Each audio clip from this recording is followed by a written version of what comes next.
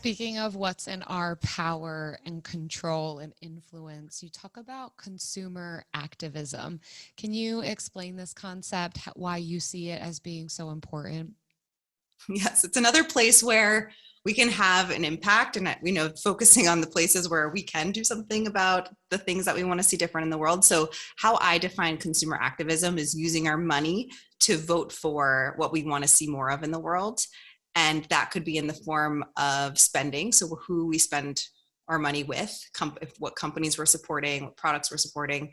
It can also be in the form of giving, time and money. I believe it could be in who we bank with, where we invest, what we invest in. So all types of things. In the book, chapter 6 is all on consumer activism. And I found for my own journey, because it's another one that can be really overwhelming and just very unknown. Like there's not really a right or wrong. It's so personal. Companies are big and complicated. So looking to others who were doing this well was doing it. And the people I interviewed for the book to share their consumer activism criteria, I think are way further ahead on their consumer activism journey and are brilliant at it. And so just to hear how they think through decisions to purchase. But again, just like with financial adulting, as we do research, it can feel really overwhelming. So thinking about, okay, every month I'm going to research one expense that I'm making, or I'm going to switch one expense over. So making it very manageable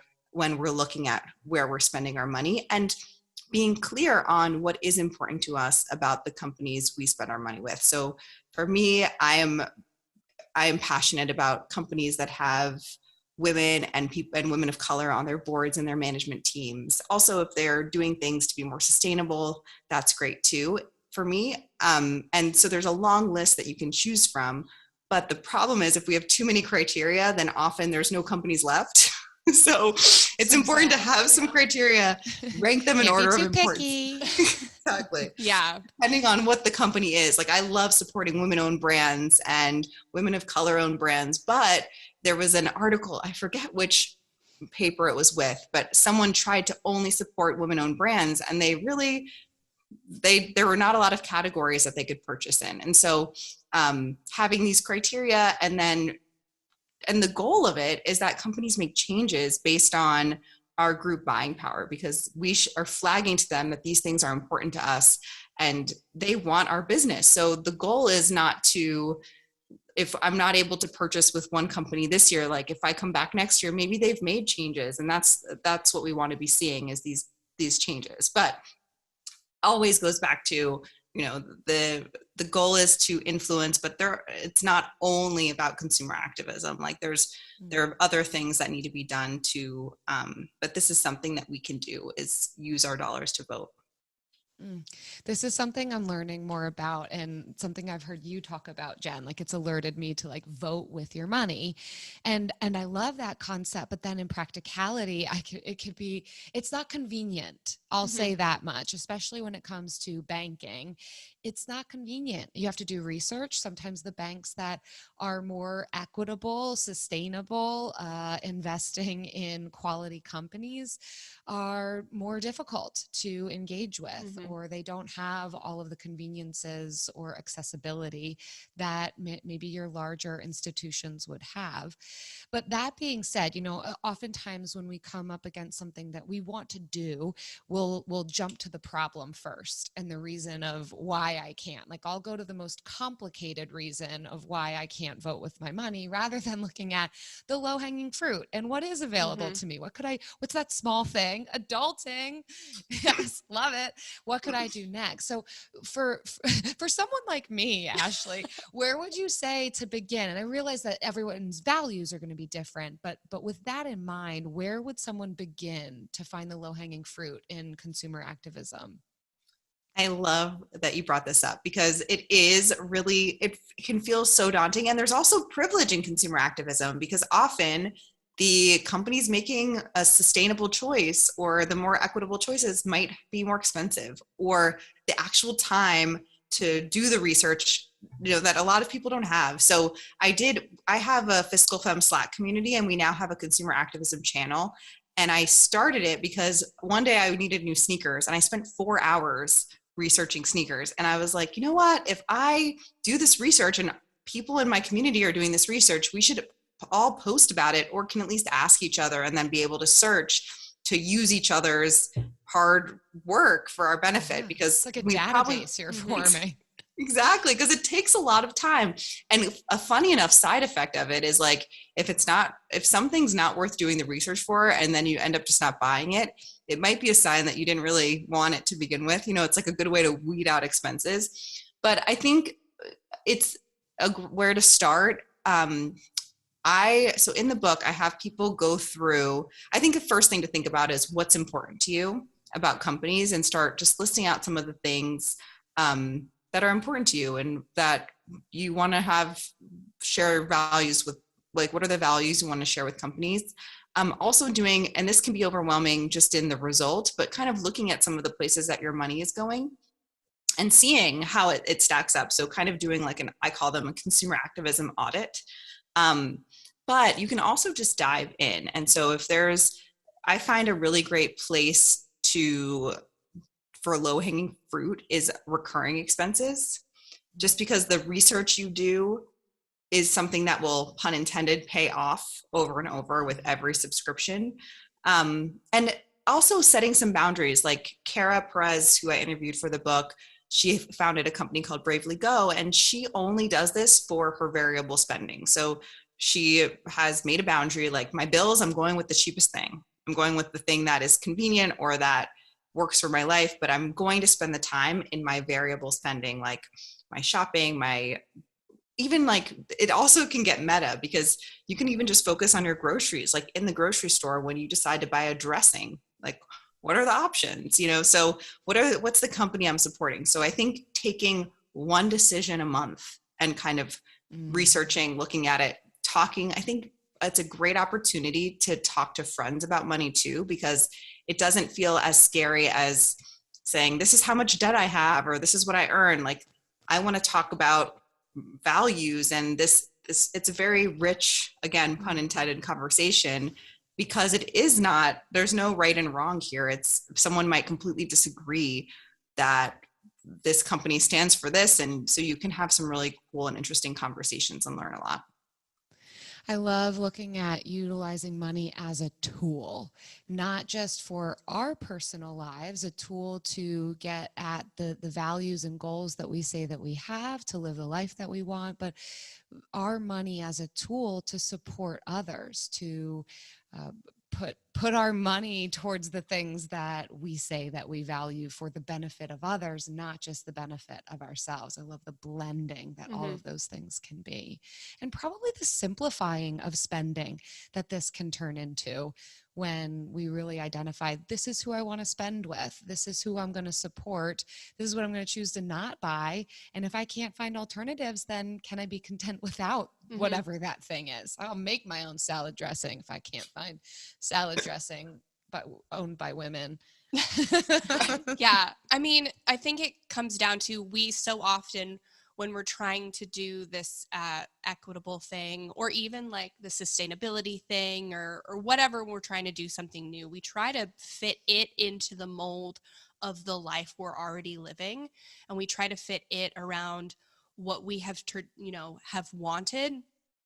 But it works a lot better, and it's much more sustainable when we change our lifestyle and our desires to fit in the more equitable lifestyle. So that may mean buying fewer or none of some products that you can't find equitable. It doesn't mean everything. And you can definitely choose, I say start with like one or two really important things to you, and it's going to be different for everyone. And if we all picked two things that we really cared about, like, that in itself would make a huge difference. You don't have to be perfect, or this like activist on the internet that is like the picture of perfectly. Yeah.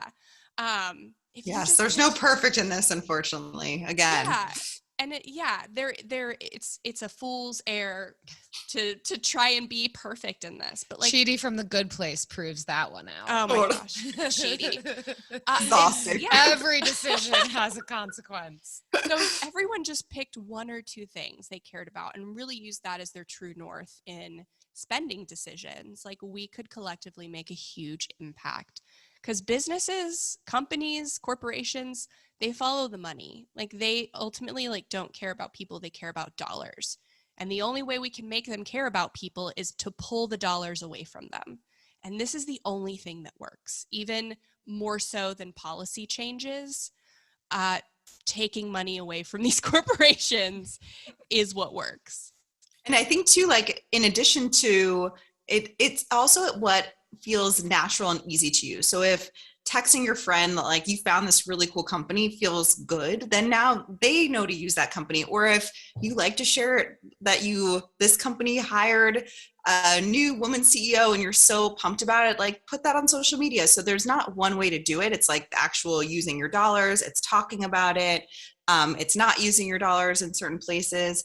And to your point about buying less and how it lines up, it's funny because even if a company is sustainable, when you're buying a product, it's a thing that took things to make, right? So a lot of times not buying anything is the most sustainable choice, or using what you already have.